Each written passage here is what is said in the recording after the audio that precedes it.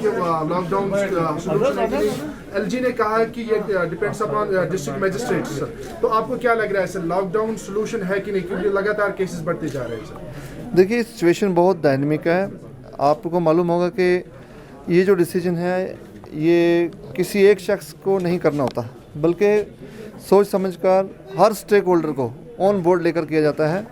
उसमें हमारे, अगर आप देखेंगे पहले जब लॉकडाउन हुआ तो हमारे जो दिहाड़ीदार मजदूर थे, शिकारे वाले थे, सब्ज़ी फरोश थे, उन सब का क्या हुआ, उन सब को कितनी दिक्कतें आई। तो इसलिए जब ये डिसीजंस लिए जाते हैं, लॉकडाउन का आपने पूछा है, ये सरकार ये फैसला लेने से पहले सारे स्टेक होल्डर्स को ऑन बोर्ड लेती है।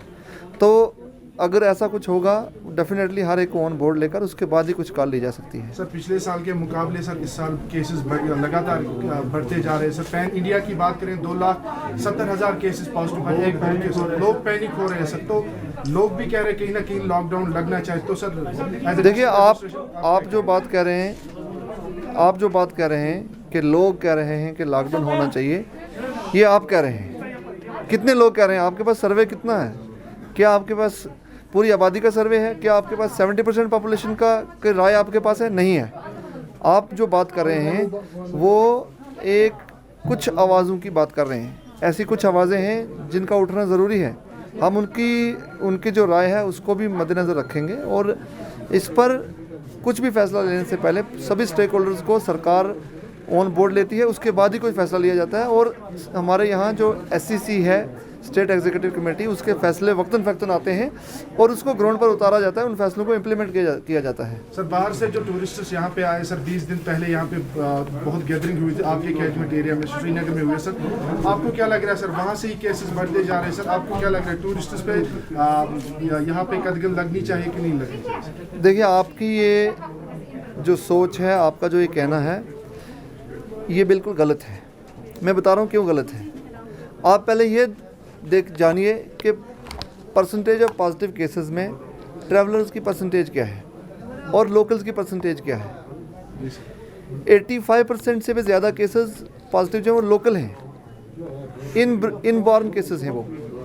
तो इसलिए जो आप बात कर रहे हैं, आपको एक बार फिर जाके डेटा पढ़ना चाहिए, डेटा देखना चाहिए कि परसेंटेज ऑफ केसेस उसमें ट्रैवलर और नॉन ट्रैवलर के कितने हैं। तो आपको पता चल जाएगा 85 to 90% केसेस जो हैं, बल्कि उससे भी ज़्यादा है जो केसेस हैं वो लोकल हैं। सर महाराष्ट्र से यहाँ पे टूरिस्ट आते हैं, वहाँ पे दिन में 70,000 केसेस आते हैं सर। तो वहाँ से यहाँ टूरिस्ट आते हैं। आपको नहीं लग रहा है सर जम्मू कश्मीर के लिए ये एक वबाली जान बन सकता है सर?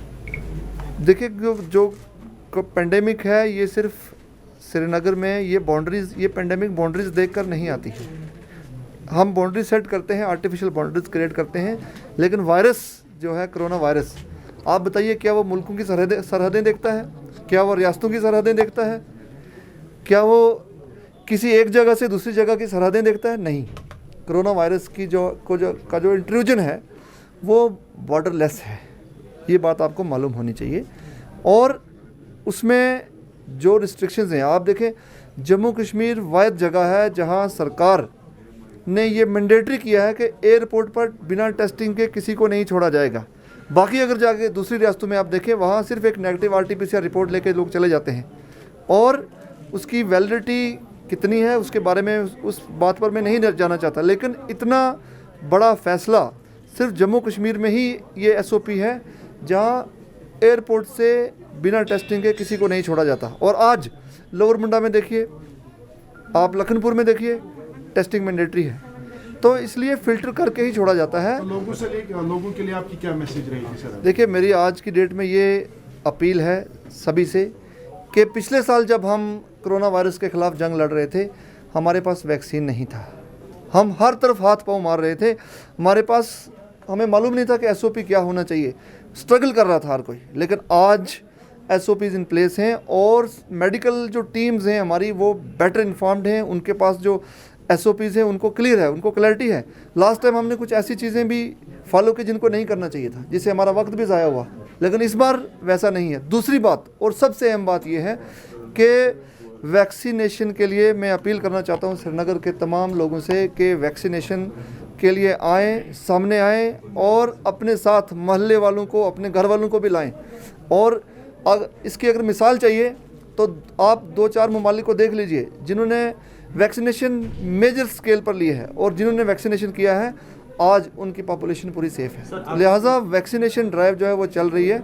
मेरी गुजारिश है सभी से कि आज भी इस वक्त भी हम एक वैक्सीनेशन सेंटर पर खड़े हैं यहाँ एसएमसी में, तो यहाँ पर जो एसएमसी हमारे एम्प्लॉइज़ हैं उनकी वैक्सीनेशन चल रही है। तो सबसे बड़ा हथियार आज की डेट में मास्क के अलावा वैक्सीन है। कई हॉस्पिटल का दौरा भी आपने किया तो वहाँ का किस तरह का असर लगा? देखिए हॉस्पिटल्स का मैंने दौरा किया पेशेंट्स की वेलफेयर के लिए। पेशेंट्स मैं देखना चाहता था कि पेशेंट केयर फैसिलिटीज़ जो हैं वो इन प्लेस हैं, पेशेंट्स को मज़ीद किस चीज़ की ज़रूरत है और हॉस्पिटल जो इंफ्रास्ट्रक्चर के हवाले से हॉस्पिटल में मज़ीद हमें क्या करने की ज़रूरत है, उस हवाले से वो जो टूर था हॉस्पिटल्स का किया गया था। सर हज का आयाम आ रहा है तो उसके लिए एडमिनिस्ट्रेशन अभी तक क्या है? देखिए सबसे पहले तो ये है कि जो हज के बारे में आपने मुझे सवाल पूछा है, बहुत अहम बात यह है कि ये डायरेक्शंस गाइडलाइंस जो हैं हज कमेटी ऑफ इंडिया की तरफ से हैं कि जो लोग भी ख्वाहिशमंद हैं हज करने के उनको वैक्सीनेशन कराना होगा। और दोनों जो होली मास्क है वहाँ से भी ये ऐलान हुआ है कि कहीं किसी को शक न रहे कि रमज़ान या रोज़े की वजह से रोज़े में वैक्सीन कराने की इजाज़त है और वैक्सीन से रोज़ा इनवैलिडेट नहीं होता है। ये बात हर किसी को क्लैरिटी से मालूम होनी चाहिए। तो लिहाजा जो लोग ख्वाहिशमंद हैं हज करने के उनको सबसे पहले वैक्सीन कराना होगा। शुक्रिया। This video is sponsored by J&K Bank Limited.